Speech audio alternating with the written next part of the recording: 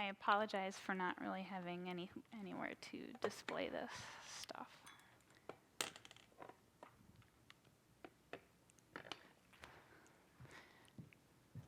I'm here today to talk to you about clubfoot.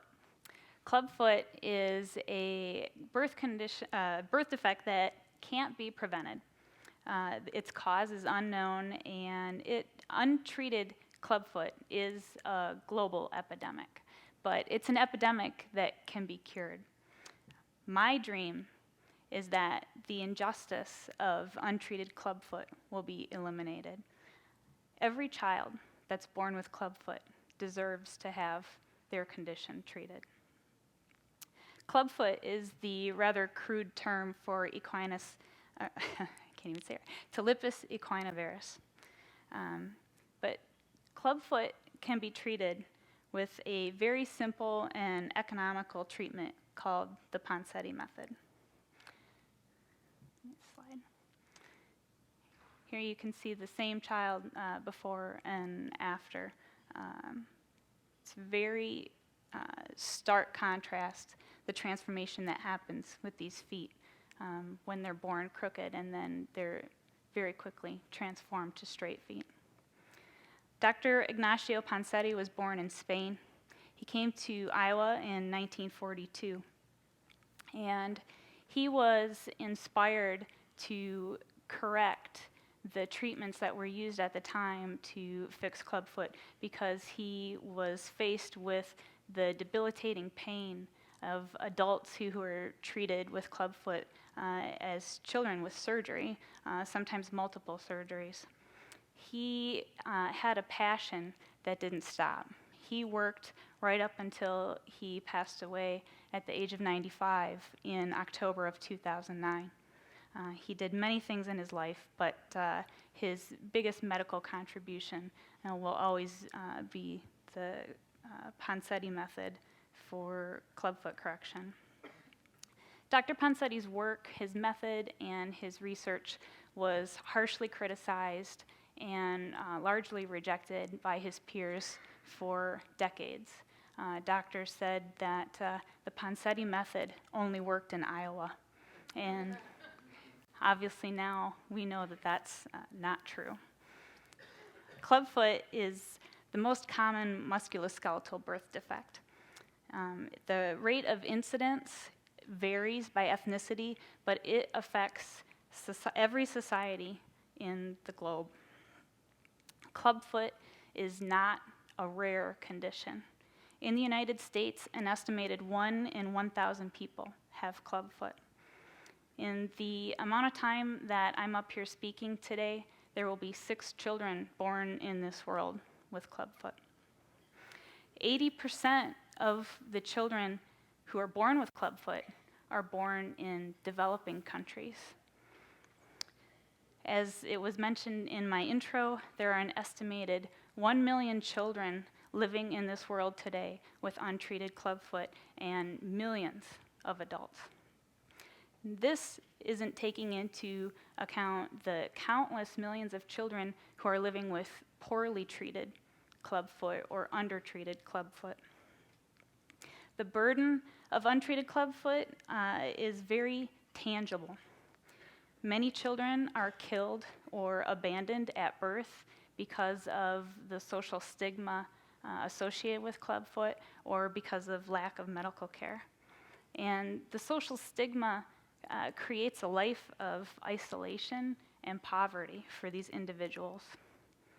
Clubfoot often prohibits a child from obtaining an education, again, either due to the stigma or due to the fact that they live so far from school that they are not able to walk to school and back every day. An individual with clubfoot often cannot contribute to the support of their household, so they are a burden on their family and often on their village. And they have poor marriage prospects, and they have limited ability to promote an income for themselves and their family. And then, of course, they're also dealing with daily debilitating pain because of their feet. The Ponseti method is non-invasive, it's economical, and it can be implemented by people other than surgeons, by basic medical staff who have a basic understanding of the anatomy of the foot and ankle. There are plaster casts applied toe to groin, and it takes about a month to a month and a half to achieve correction. And then after correction is achieved, the child will wear a brace. In developing countries, this is our most modern brace, even though it may look archaic to many of you. They'll wear a brace at night, ideally up to age 5. And you can think of the braces as similar to what orthodontists use on your teeth. So, when you get your braces off, you wear a retainer to help hold your teeth in place to learn their newly corrected position. Personally, my world turned upside down in the spring of 2000 when my daughter was born with clubfoot. I remember the first moments after she was born and seeing her twisted foot and not knowing what it was. Being a first-time mother, I thought maybe it would eventually correct itself over time, that it was maybe just from being cramped in my womb. But honestly, it didn't take very long for me to be told that she had clubfoot. I had heard of the term clubfoot before. It was vaguely familiar to me, but I really didn't know what it was, and I didn't understand it at all. My daughter had her first cast put on her leg when she was less than 24 hours old. And it was the first of many casts that she would have in our effort to correct her foot. And I'm going to tell you today about a specific clubfoot-related incident that really affected my life. I'm sure all of you out here have moments in your life where you've had an emotional exchange or you've heard some news and you can remember where you were, what was said, who was there, and how you felt in that moment. When my daughter was 3 months old, we were referred to a surgeon who was 4 hours away from the house. We had to journey there because the original doctor was not able to fix her foot. I was sitting in the exam room with my 3-month-old daughter on my lap, and this reputable surgeon walked in the room with his assistant and immediately started talking about the reconstructive surgery that my daughter was going to have on her foot. He didn't look at the x-rays we brought with us. He didn't touch her foot, he physically examined her. He was just immediately assuming that she was going to have this surgery. He started talking about the 2 months of casting that we would have to keep her foot stretched while she grew big enough to better tolerate the anesthesia required for the surgery. He talked about the pins that would be used in her foot to hold the bones in a new position. He talked about the months of post-surgical casting that she would have after the procedure. All of this I remember in great detail, but it's not the moment that I can recall at any given time. When he got done telling me about the surgery, I asked if my daughter was a candidate for the Ponseti Method. I had read about it online in my research, and I was, as a mother, very protective of my little baby, and I did not want her to have a life of pain, which I had read about as, one of the issues with having surgical reconstruction on your foot. He looked me right in the eye, and that doctor said, "Don't believe everything that you read on the internet." And that sentence was like a seed that was planted in my soul. And our subsequent journey to Iowa and having her foot corrected, and in fact completely corrected in the amount of time that we would have just been waiting for her to be big enough to have the surgery that she was scheduled for. That was like watering that seed, and it grew into a passion to help other families avoid the trauma and the emotional toll of just trying to find information and knowing that you're doing the best that you can for your child to give them the best long-term outcome. It really, this passion has transformed, and it's an integral part of who I am today. In the year 2000, there was very little information online about clubfoot treatment. The internet back then was not what it is today. In fact, many people didn't even have regular access to the internet.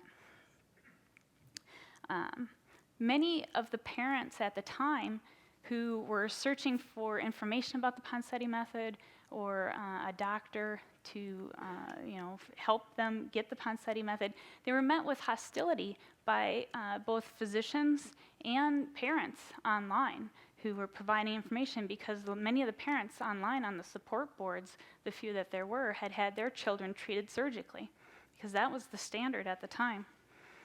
But the internet provided a means for parents to share their experiences and for physicians to provide information, and it eventually lent credibility to the method.